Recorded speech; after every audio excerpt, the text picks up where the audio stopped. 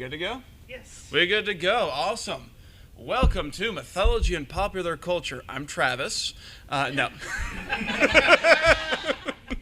I'm MC Williams. I host the Myths Your Teacher Hated podcast. It's a not safe for work podcast that tells myths, legends, and folklore with all of the sex and violence left in.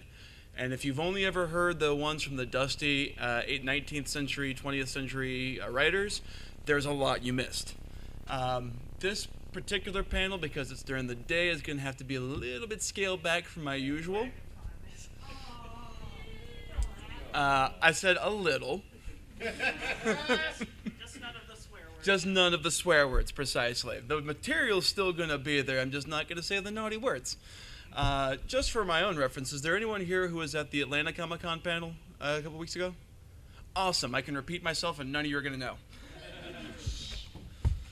All right, so myths are stories that have played pivotal roles in society, touching on universal themes of honor, duty, and often the destructive forces of nature. And even after these religions died, the myths lived on because the stories still resonated. They're very human stories. They're very universal stories. And you still have, because of that, mythology keeps showing up in pop culture. It's become one of those stories that shows up over and over again.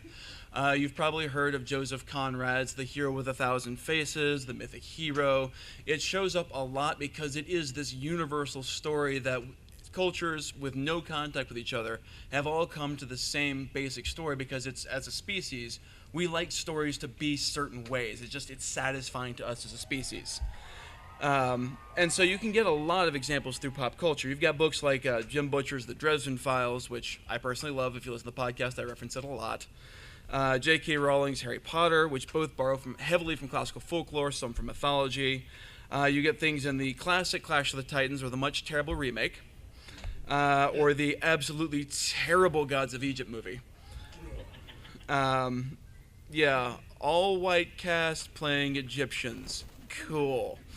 You also begin to see them on TV shows, like you've got the fantastic adaptation of Neil Gaiman's American Gods, with probably my favorite depiction of Anansi the Spider. That was just, Orlando Jones as Anansi the Spider is gorgeous. It's a thing of beauty. If nothing else, check out that episode. It is amazing.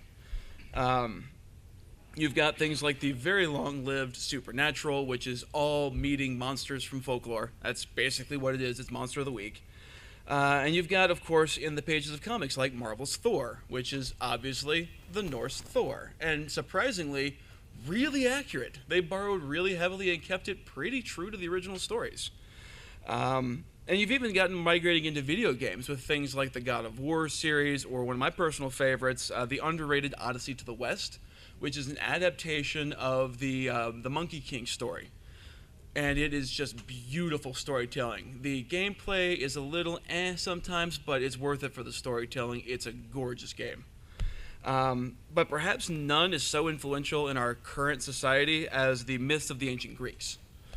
And so today we're going to be mostly focusing on looking at two specific examples. Rick Riordan's Percy Jackson, the Olympian books, and the Disney's Hercules from the 90s. And yeah, the fact that you're laughing means you all know there's a lot of problems there. So in the recent years, you've had a number of mythological-based stories for adults. It's starting to become a thing that realize, oh, people who aren't kids also like these stories. Cool, we'll tell them with a little more of the original flavor. But for a long time, people went, oh, these are silly stories, it's magic, it must be for kids. And so they had to whitewash the crap out of it in order to make it palatable for children. And usually that means trying to adapt these stories to fit modern sensibilities and modern moralities, which the stories just don't have. The ancient Greek heroes, I would use heroes with quotation marks because they're really kind of bad dudes. They do some really terrible things, but they're still heroes, and it's totally cool. So mythology gets a bad rap for being dry and dusty because you got the old British dudes in this sort of Shakespearean language, and then he spake to her, and he knew her, and they begat children. And that's not what the stories are meant to be. That's just because it was some British people, which, don't get me wrong, I love my Edith Hamilton, I love my Bullfinch, but there's more there than we've been told.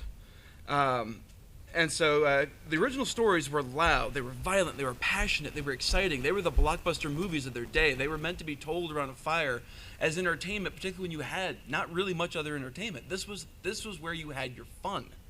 And so the stories are fun.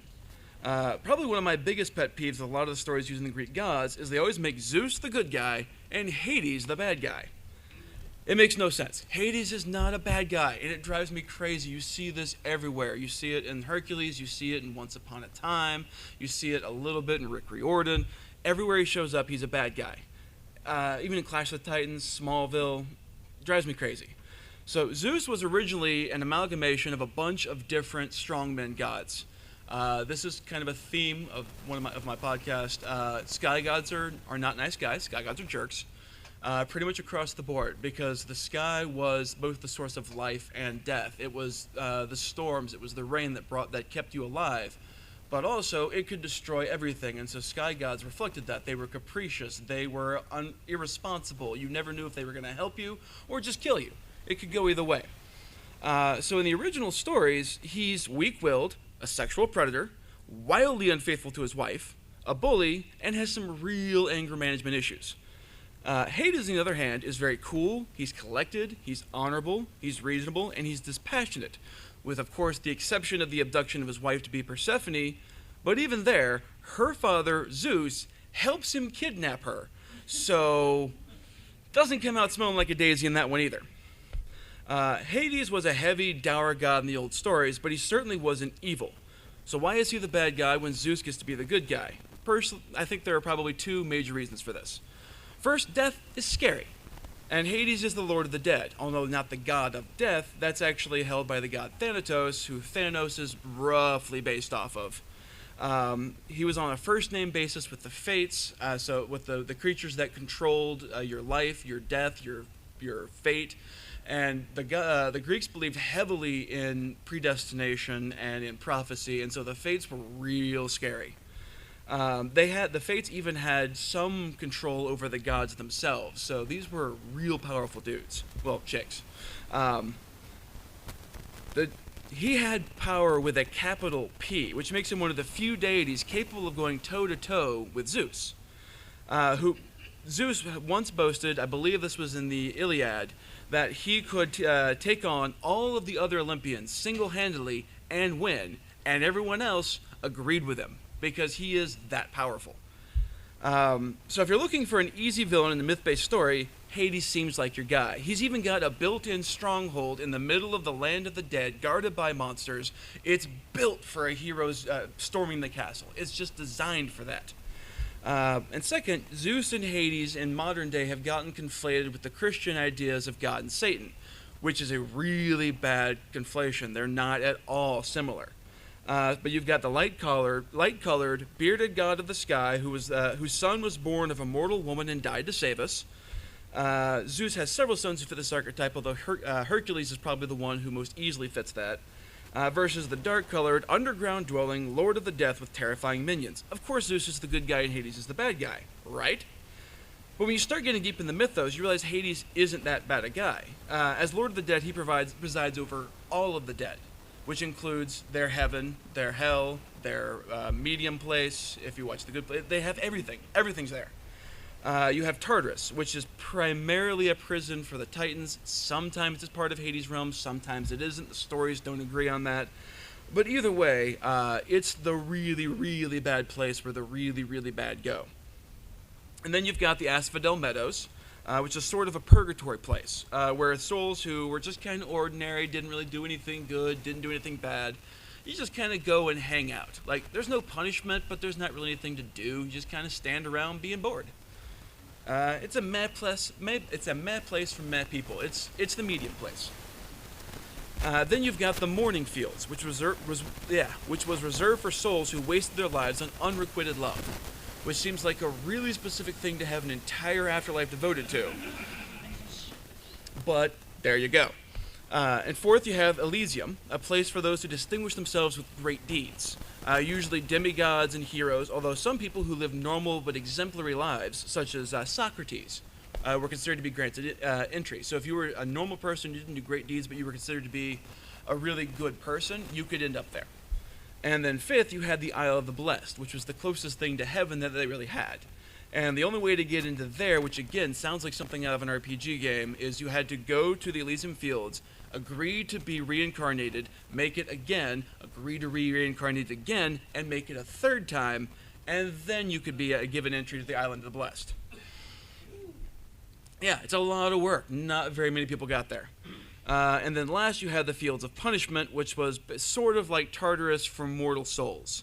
This is where all of your classic stories about Tantalus and all Sisyphus and all of your great images of people being tortured in really ironic ways, that's where they all are. So early on in both Hercules and the Lightning Thief, Hades is set up for the main villain and for the same reason. He's jealous of his brothers for getting better gigs than he ended up with, and he's resentful for being forbidden to leave his realm to join the other gods on Olympus.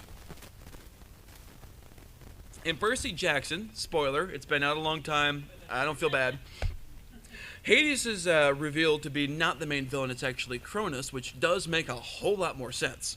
But Hades is still shown to be selfish and vindictive.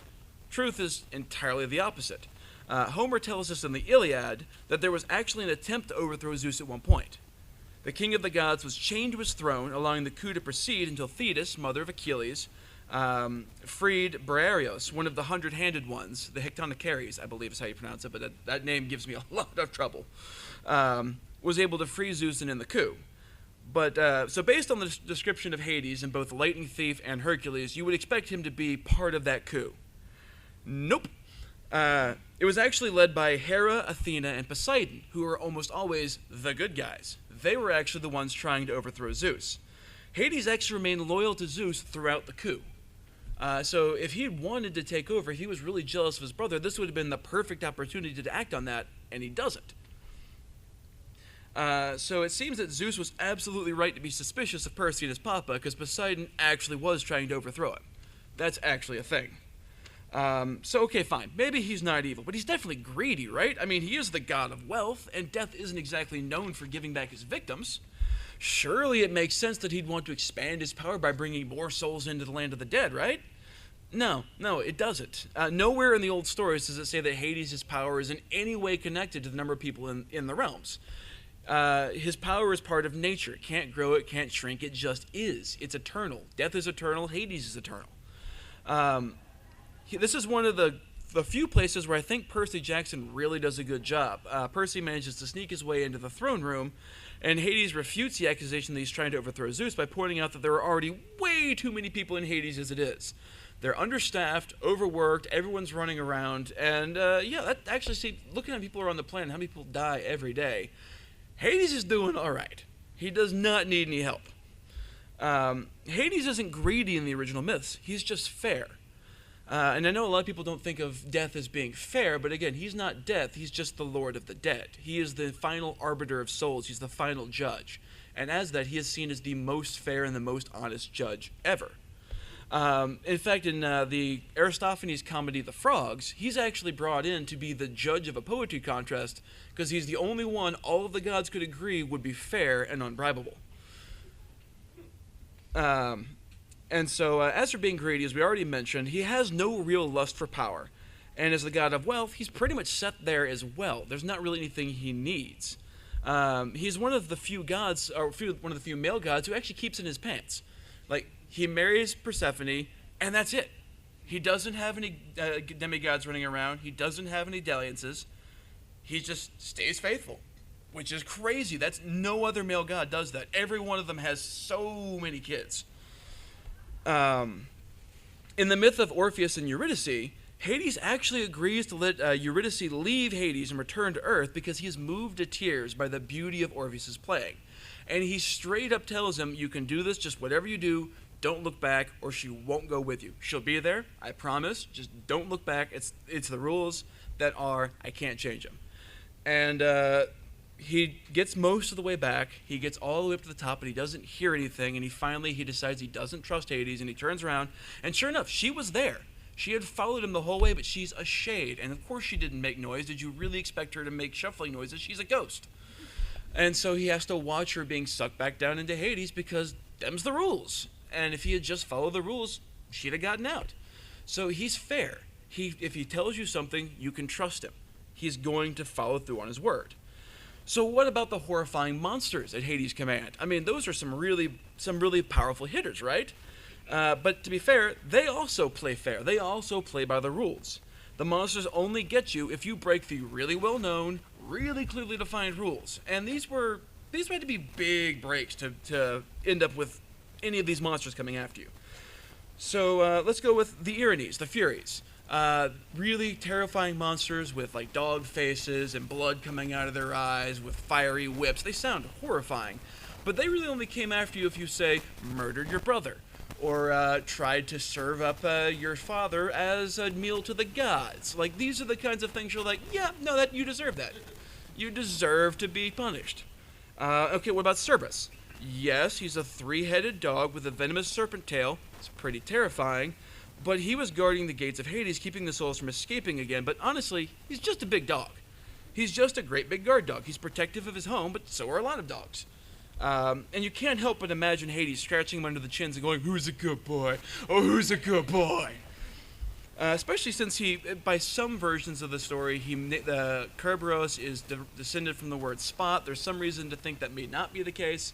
So it's possible he named his dog Spotted One, so he basically named it Spot. Maybe, maybe not, but I like the story.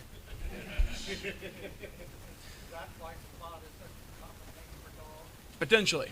If the story is true, yes. I don't. Again, there's some debate as to whether that's a true story, whether that's after the fact, but who knows? The other big pet peeve I have with these stories is they've traditionally adapted for the target audience. They usually assume they're fantasy stories, and so they get aimed at the kids, which isn't bad in of itself, but they get whitewashed and they get sanitized. They get Disneyfied. And I have a special place for Edith Hamilton and Bullfinch, but they might be patient zero for the impression that mythology is boring. They're super British, so they're understated, the violence is taken out, any of the rape is sort of just alluded to. When Zeus cuts off his father's penis with a sickle, throws it in the ocean, and spills semen into the ocean, getting it pregnant, and thus Aphrodite, all you get is that he took his manhood and cast it into the ocean, and then Aphrodite. They sort of skip over all the other bits that are in there, and they're important bits. This is, weirdly enough, sons cutting off their father penises and throwing them places happens a lot. Like, a lot. Which is to say, these are really brutal stories, and this really doesn't show up. Like, take Disney's Hercules. Hercules is a violent story. It's a real violent story, and there's almost no violence in that movie, like, at all. He carries a sword the entire movie, and he uses it once. And that's to cut off the Hydra's head, but that's okay. He doesn't bleed, and his heads come back. He doesn't even kill the Hydra the right way, which is cutting off the head, cauterizing the wounds. No, they crush it, which wouldn't have worked, but cool. All right, fine, whatever. Not gonna argue that. And then you have Meg getting crushed, but again, she just kind of falls over. It's like, I swear I am wounded. You can see no damage, but I'm totally hurt. And it's just like, come on, guys, really? The thing that really gets my goat is how the gods, except for Hades, are turned into this perfect, loving, happy family, particularly at the beginning. You see this really picturesque scene of how Hercules, who actually should be named Heracles, because Hercules is the Roman version, and these are all Greek gods, but whatever, we all know the name Hercules more than Heracles, just gonna roll with it. Starts off with a happy Zeus and Hera cooing over their infant son. This pretty much never happens, and certainly not for Hercules, partly because Zeus fell in love with a mortal woman, has sex with her, and she's the one that gets pregnant with Hercules. Hercules is not Hera's kid. And so the problem was, so he sees this woman, and he starts to lust after her. Now, she's already married. Zeus doesn't care. That doesn't bother him. So he turns into her husband and goes to her in the complete form, voice, everything of her husband, and has sex with her that way, which, if you're keeping score, is rape. And then Hera finds out, because of course she does, that's what she does, she's the goddess of marriage and fidelity, she finds out when he breaks the rules, and she decides to punish the unfortunate woman, as she always does, because Zeus is untouchable. He's way too powerful for her to do anything, and she can only vent her anger at one person, and that's the mortal woman. And so, far from being doting parents, they're actually the villains of the Hercules story. Zeus and Hera are the bad guys. Percy Jackson books are a little better at presenting the actual violence inherent to the stories, with real heroes facing real weapons and real stakes, but they're protected by some pretty heavy plot armor. They're never in any real danger, which isn't necessarily a thing in the ancient myths. Anybody could die. And if you go through the Iliad, most of them do. By the end of the Trojan War, most of the guys you know, if they're not dead before the story starts, they're dead by the end of it. Even the best, most beloved heroes weren't immortal and could totally lose a fight.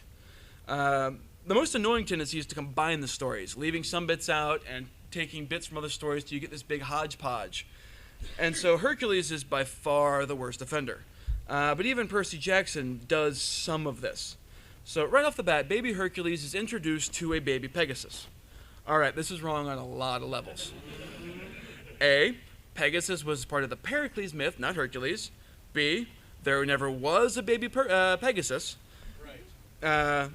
And C, nothing is just handed to you in a Greek myth. You don't just be given the magical MacGuffin. You have to go earn it. So Hercules wouldn't just be given Pegasus, even if he was in that story, which he's not. And then you've got Herc's trainer Philoctetes, who's named after a hero from the Iliad, who's actually a friend from later in his life and is much younger than Hercules and is actually trained by Hercules, not the other way around. The character they're creating out of Philoctetes is basically actually Chiron, the centaur, who trains a lot of the heroes, but I'm pretty sure they just wanted someone who kind of looked like Danny DeVito, and so they went with a satyr, because it's short, hairy, and kind of chubby. All right, cool, I get it. And they have someone who they could shorten the name to sound sort of American. So you got Philoctetes is Phil. Megara becomes Meg. And speaking of Disney characters like Meg, at least she is from the right story. She's actually in the Hercules story, but that's not her story at all. Her whole story about trading her soul for a lover that has been stolen is from Alcestis, because her own story is way too upsetting for a kid's story. Hera, again, pissed off that Hercules was the result of her husband's philandering, has a wife and children, and she decides that this isn't okay. So she drives Hercules mad and makes him see that his wife and children are actually his greatest enemy and his greatest enemy's two sons who are here to kill them. And so he rips them limb from limb. And I mean that literally. He literally rips body parts off of them and they die bleeding and screaming. And he comes back to his senses just in time to watch them die covered in their own viscera. Yeah, there's no way that's getting in a kid's story. So it kind of puts Meg's sob story into a little bit of perspective. Like, you don't got it so bad. The Lightning Thief has its own share of twisting the stories to suit the plot. I mean, some of this is totally excusable. You're adapting, you're putting your own spin on it. I'm fine with most of it, particularly when you're bringing stuff into the modern day and they're repeating these stories over and over in a cycle. Cool, I get what you're going for, and I'm on board. But the thing that bothers me is this whole fake rivalry between Poseidon and Athena. There's no real basis for that. They specifically, they talk about in the book how they were on opposite sides during the Trojan War. No, they weren't. They both supported the Greeks, both of them, the whole time. The closest you really get to having a rivalry is when they competed to name Athens. The city decided that having a god patron might be a good idea, and so they held the world's first naming competition. Whoever brings us the best gift gets the city named after you. And Athena and Poseidon both go, cool, we want a city. And so Poseidon causes a spring to grow up in the middle of the city, which is great, except he's the god of the seas, so it's salty. It's not useful. Whereas Athena comes up with the first olive tree. And if you know anything about Greek culture, that's everything. That's their lamps, that's how they preserve their leather, it's food, it's how they clean themselves, it's everything. Olives are everywhere. So of course Athena gets the city. But Poseidon's not really pissed about it. He's like, yeah, okay, that's the better gift, you win. And he's fine with it. They actually work together in the small cabal to overthrow Zeus, which, again, doesn't scream rivalry. It screams really tight-knit friendship. Maybe the biggest issue I have with a lot of the modern versions is they need to shoehorn in the happy ending. These stories do not have a happy ending. Don't go in expecting that. These are sad stories. Even the happy stories are sad stories. They're mostly tragedy, and they all have really bad things happen to them. Even if things end up sort of okay, no, it's going to be real bad. So that's what's so frustrating, that The Lightning Thief ends on a happy note. I was real surprised when they killed off Percy's mom early in the book. And even more so when the prophecy came through that he wouldn't be able to save what he loved most. And it was like, all right, yeah, this sounds like a Greek myth. You can't get everything you want. You can't always save them. You can't bring them back. And I was really hoping they were going to preserve that. And then they wave a magic wand, and she comes back, and everything is just hunky-dory. And it's just like, come on. You set up something so cool, and it didn't. You wiped it away. You took away the stakes. It feels like they just removed the consequences from the book. Hercules is definitely worse about this, though. It's not supposed to be a happy story. And it definitely doesn't end with him happily marrying his one true love, the threat safely removed, nothing's ever going to happen again, bing, bang, boom. It ends with him putting on a poisoned shirt that eats his flesh to the bone while he's still alive, forcing him to burn himself while he's being devoured by the acid to cleanse himself / kill himself / send him to send him to Olympus, sort of alive, sort of dead, but definitely not with his family. No, they're dead. They're gone. They're not coming with him. He doesn't get any of his 4 wives or any of his many children to come with him. Now, don't get me wrong. I enjoyed the crap out of both of these. I loved the Me Some Hercules. I loved singing along with those songs. It was fun. They have a lot to recommend them, and I love that these books and movies are bringing mythology stories back into the mainstream because these are so cool, and they deserve to be here.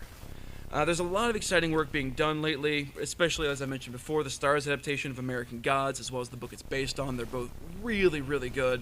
I love seeing how they've brought the gods into the modern stories, and how you have to play spot a god half the time. You're seeing things, you're going, wait, I think I know who that is. I think I know who you're doing here. And then it's a lot of fun. It's really, really fun. So I started this podcast because I wanted people to know how much fun these stories can be. Even when they're dark, even when they're violent, they're fun. So at this point, I wanted to open up and see if anybody has any questions. And at some point, I've also got a couple stories that I just wanted to tell. So, yes. Well, in your list of all the ways that the Disney movie is starting from the original myth, you did not mention the putting of Nessus earlier in the story that she was in the myth. Nessus pretty much comes in just as we in. You're absolutely right. Yeah, there's a lot of problems I didn't cover just because there's so many. But yeah, you're right. Nessus shows up way too early and has kind of a minor role in the story. Like, he's got a bigger role than he's shown there. But yeah, there's a lot going on. Yes? What would be a good, more accurate version to read? Hamilton and Bullfinch are a good place to start. Your best bet is if you can find translations of the original texts, particularly if you can go back to your Aeneid, your Iliad, your Odyssey, your original, the original plays. You go back to Oedipus Rex. You go back to your Aristophanes. That's where you're going to get the real stories. A lot of times, if you just Google the names of the stories and the translations, you can find from some of the universities where they have translated the stories fairly accurately, and they'll keep it in a little better. Yes. Okay, so I'm a game designer, and I wrote an adventure that involved Medusa. Mm-hmm. And what I did, I was trying to find, what's the whole story of Medusa. And after I got like a dozen books about, Greek myth, I pieced together what I thought was what happened, and which was that Medusa was a priestess of chase dogs. Artemis. No, Athena. Sorry. Athena. There's 3 of them. Sorry. Who's the niece of Poseidon. Mm-hmm. And she goes and falls in love with Poseidon, or vice versa. And then one day they're out having a good time, and it starts raining, and they retreat into one of Athena's temples, where they proceed to have sex. Mm-hmm. Where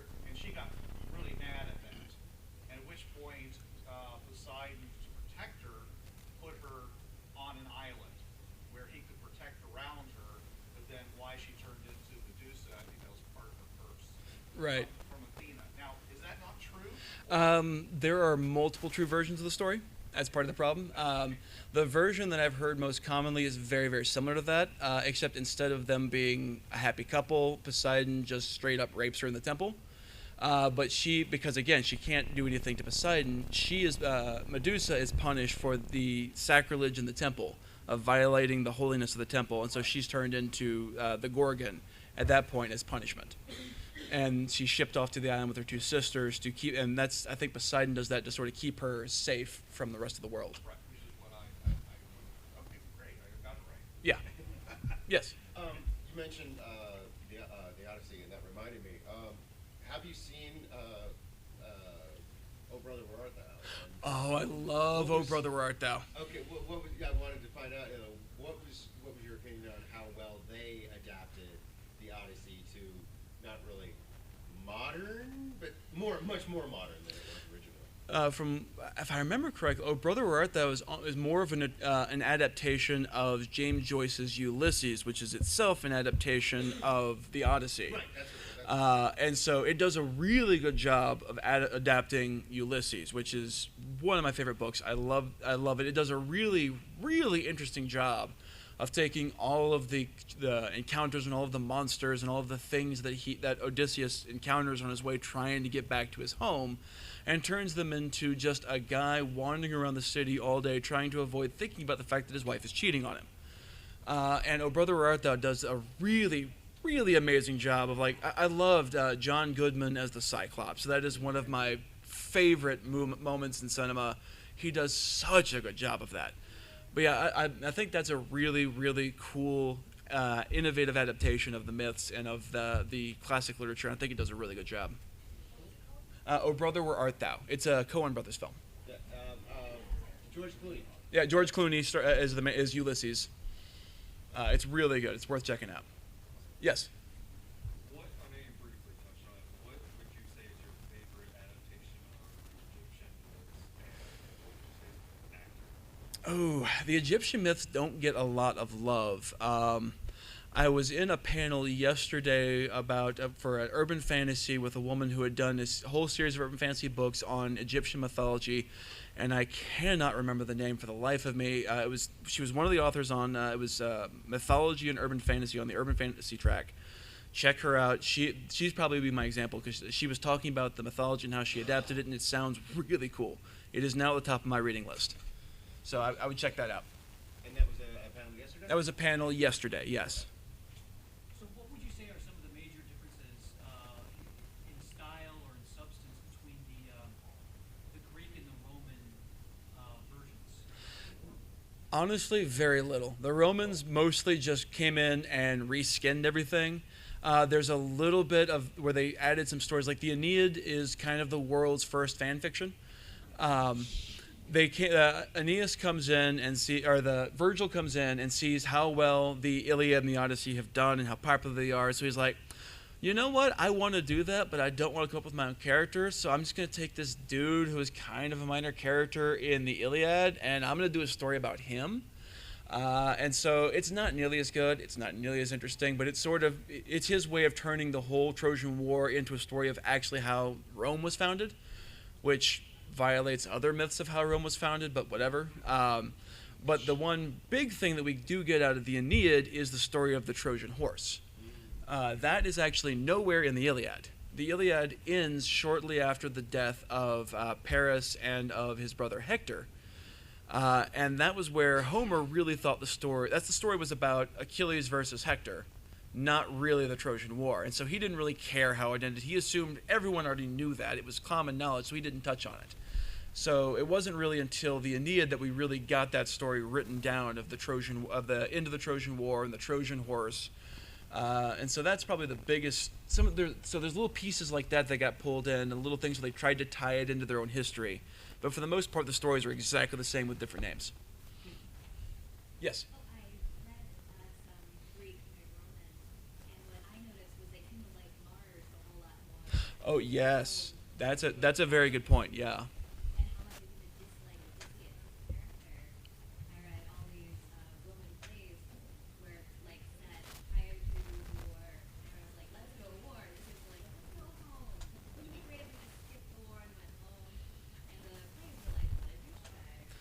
Yeah, no, you make a very good point there. The Greeks really had a lot more respect for Athena than for Ares, which you see even in the Iliad, where Ares takes the sides of the Trojans and Athena takes the side of the Greeks.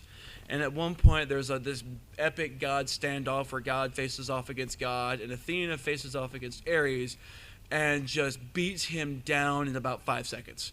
Like, she just falls out of the sky, punches him in the face, he drops, fight over.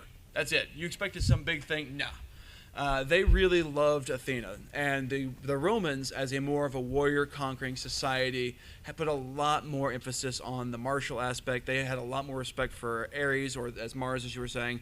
And so, yeah, that's a very good point. They do put a lot more respect on that.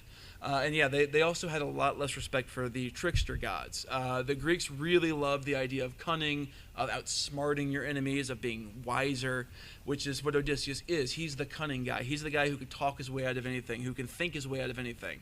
And so he's kind of the antithesis of what the Romans liked. The Romans wanted the big, strong guy who went in sword drawn and just beat stuff.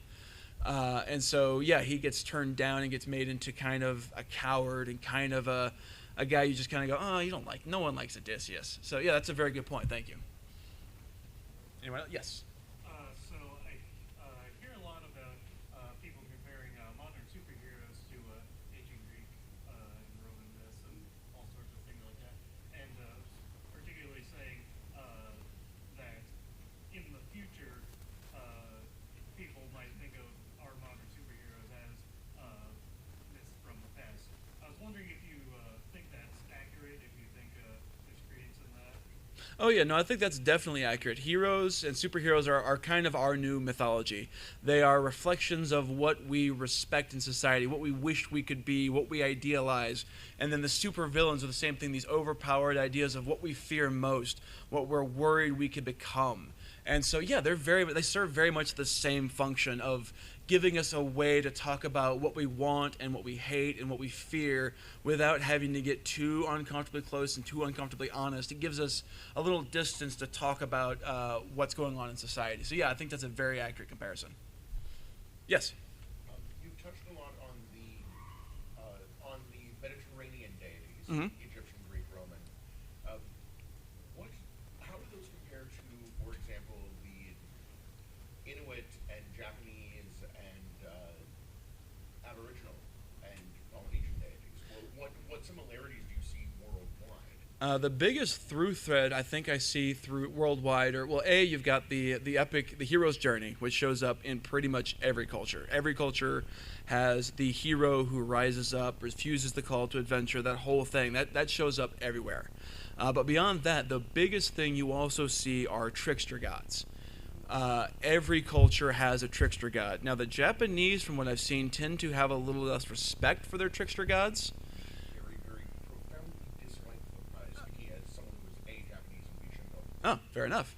Okay, then yeah, because the only one I can really find as a good example was like the Hare of Inaba, which again, he's a trickster, but he's very soundly punished for it.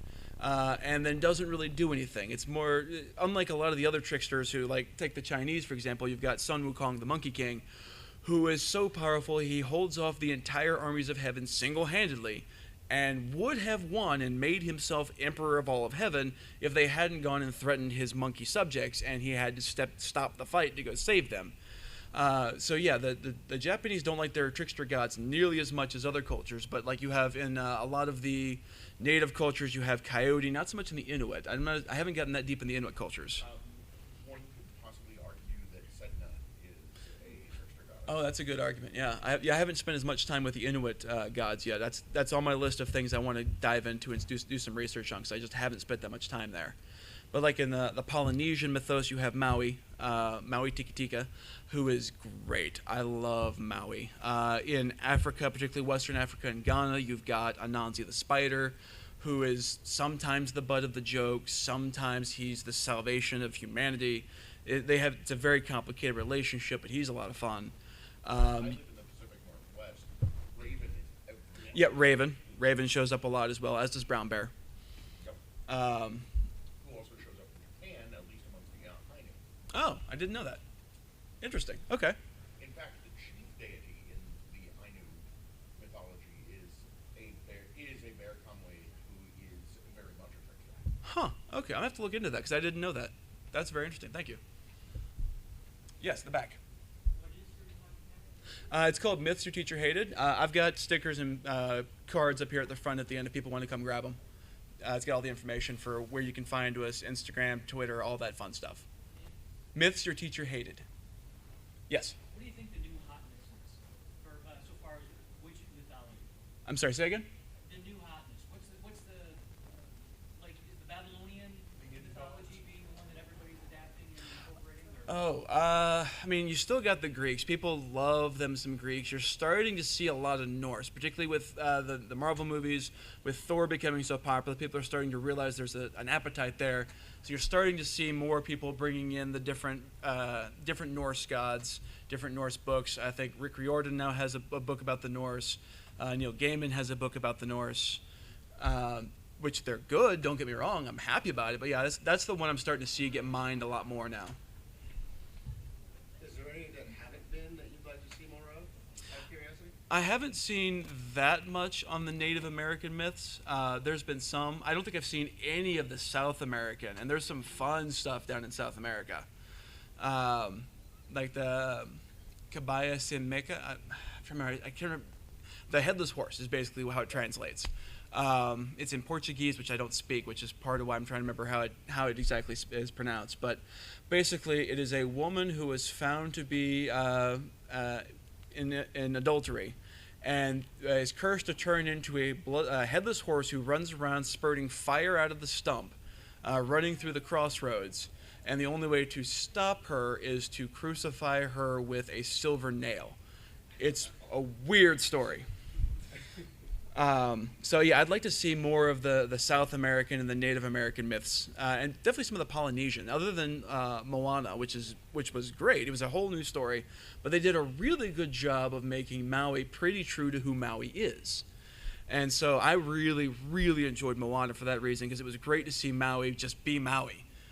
Yes? I just wanted to say that also, like, the Scottish and Welsh. Oh yeah. Oh yeah.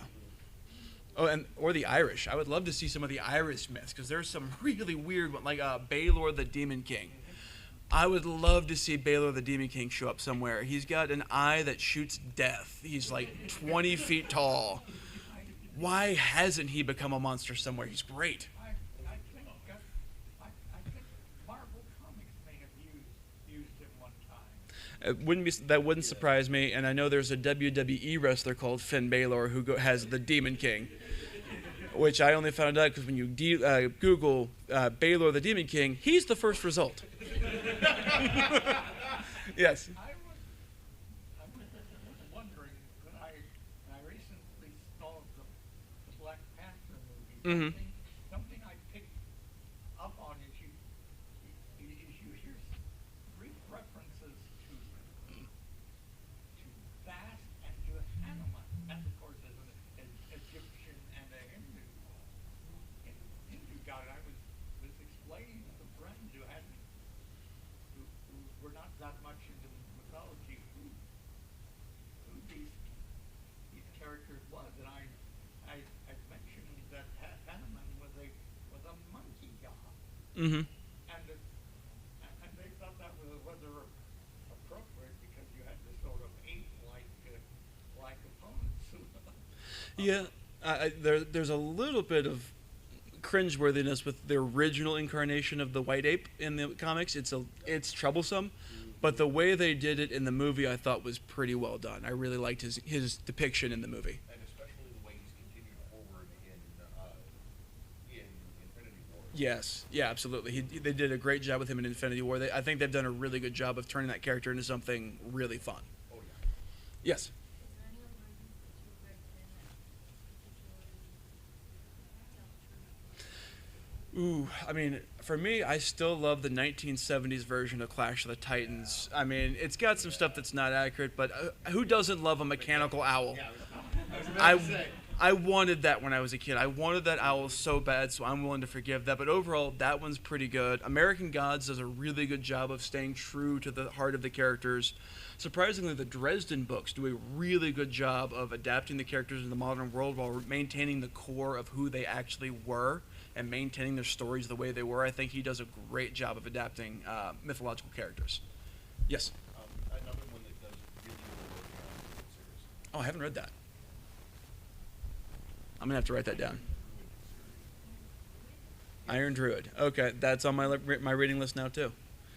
Okay, we're kind of winding down on time here, so I wanted to have a little bit of time to tell one of my favorite Anansi stories, which is how Anansi brought stories to the world. So back in the old days, humans had no stories. We sat around, we got up, we worked, we had sex, we sat around a campfire and just kind of were bored. You can only have sex so many times in a day. There's refractory period, there's chafing issues. At some point, you got to stop.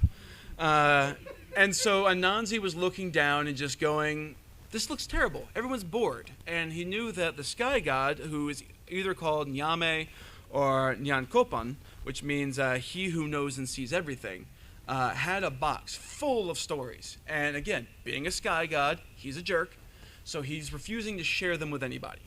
Nyame had his right eye was the sun, and his left eye was the moon. And during the day, he'd open one eye, during the night, he'd open the other.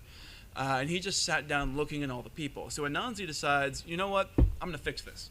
So he spins his way up to the sky god, and he's like, okay, look, Nyame, you've got all these stories. I think the people need the stories. Let's make a deal. What we got to do? And Nyame goes, you know what, there is something I've been wanting, but you're not going to like this. So I need you to bring me 4 things. I need you to bring me Onini the python, who can swallow a goat. I need you to bring me Osibo the leopard with teeth as sharp as spears. I need you to bring me Moboro the hornet with stings like red-hot needles. And I need you to bring me Muatia the bad-tempered fairy. And Anansi goes, okay, that's a lot. I was expecting 3. That's 4. Cool. All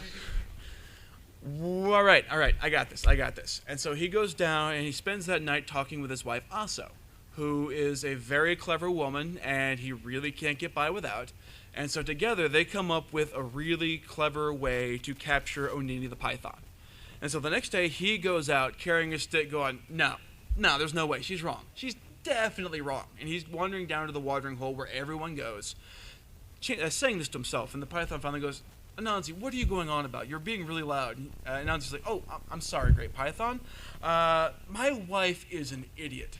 She is saying that you are smaller than this stick that I have in my hand, and I'm telling her that no, Onini the great python is massive. He must be larger than the stick. And Onini's like, well, of course I'm bigger than that stick. And Anansi goes, well, the only way to be sure is to measure you. Can you stand up next to the stick? And so he puts the stick down, and the python gets up next to the stick, and he's like, see, I'm longer. And he's like, well, you're writhing a lot. Your coils are moving. I can't really tell. How about I bind you to the stick, and we can measure you really well? And the python goes, I don't see a problem with that. And so he does. He lines up next to the stick, and Anansi spins his spider web and then goes, are you serious? You dumb snake. You're going up to Nyame the sky god now because I can't believe you fell for that. And so he takes him up to the sky, and he goes back down. The next night, he and his wife sit down, and they start trying to figure out how to tackle Osibo the leopard. And so the next morning, he goes out early, and he digs a pit trap. And he covers it with thin stakes and a little bit of brush, and then he waits. And sure enough, before too much longer, Osibo the leopard comes along, and crash! He falls right in the pit. Which is he's still a leopard. He's still really dangerous. And so Anansi comes in and goes, hey, I heard a big sound. Oh my God, you're in a pit. How did that happen? Do you need some help, friend leopard? And he's like, well, yeah, this is pretty deep. I can't get out. You know what? How about you help me? Well, I can't do that. If I help you out, you're going to eat me. And he's like, no, I promise I won't eat you. You promise? I promise. Cool. Here, take this sticky web and wind it around your tail, and I'll pull you out. And so the leopard does. Unbeknownst to the leopard, Anansi had pulled down a tree and attached the web to the other end. Soon as the web is around his tail, he cuts the tree loose and it springs up, wrapping the leopard up in all the silk, winding him back and forth. And again, he goes, you stupid leopard. That was my pit trap, this was my web, and you're going to Nyame the sky god. So he takes him up, comes back down the next night, and again he talks with his wife, and they work out how to get Mumburo the hornets with stings as hot as red-hot needles. And so he goes out and he gets a calabash gourd and he hollows it out and he fills it with water. And he gets close to where the hornet nest is and he douses himself with half of the water.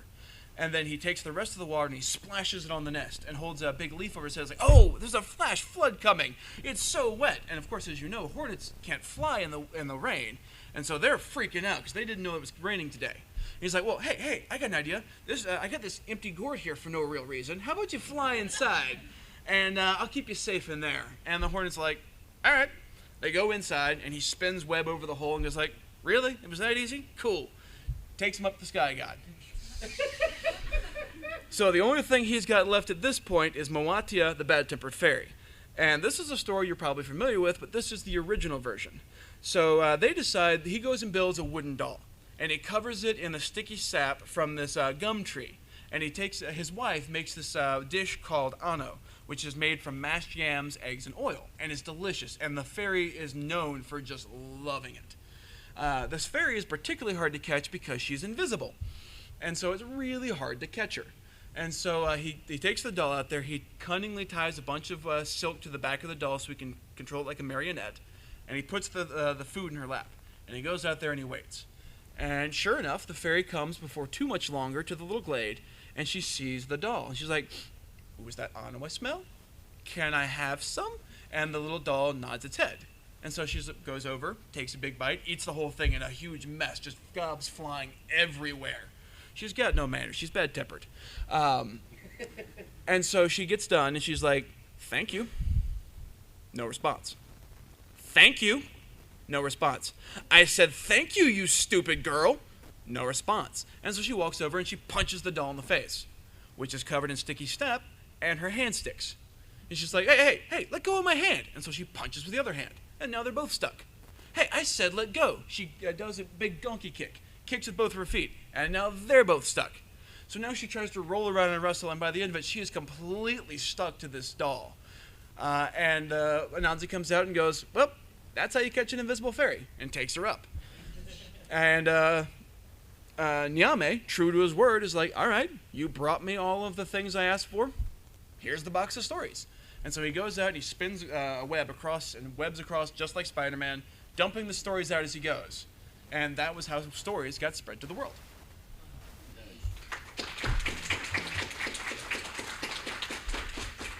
And I believe that is our time. So, thank you all for coming. Hope you enjoyed it. Again, cards and stickers up here if you want them. Have a happy con. That was awesome, dude. That was amazing.